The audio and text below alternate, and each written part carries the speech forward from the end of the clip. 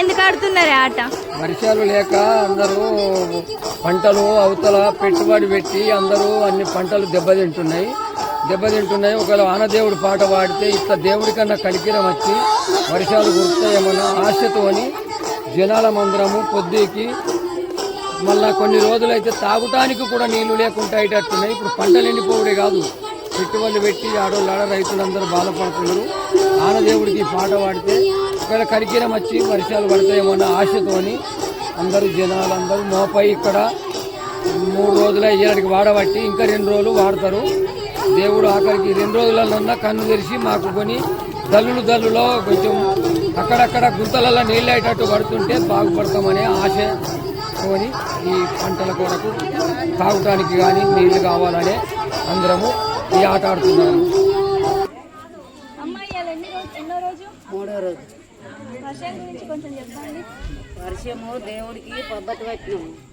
ఏ వాన పడతలేదు. 5 రోజులు ఆట ఆడాలని ఆడుతున్నాము. మరి ఇప్పుడన్నా కరుణిస్తాడా దేవుడు? మరి మమ్మల్ని ఏం చేస్తాడో తెలియదు. వాన దేవుడు పడితేనే మా బతుకుతో ఉన్నది ఓలదైనా కానీ. ఇంకా 2 రోజులు, ఏళ్ళకి 3 రోజులు, ఇంకా 2 రోజులు ఆడతారు. ఇంకా 2 రోజులు ఆడితే భగవంతుడు కరుణిస్తాడు.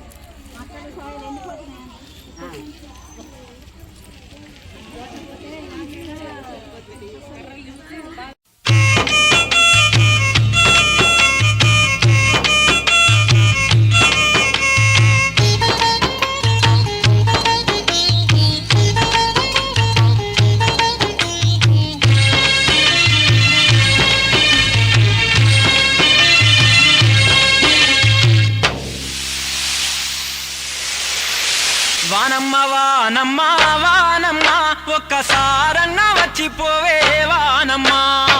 వానమ్మ వానమ్మ వానమ్మ ఒక్కసారన్న వచ్చిపోవే వానమ్మ.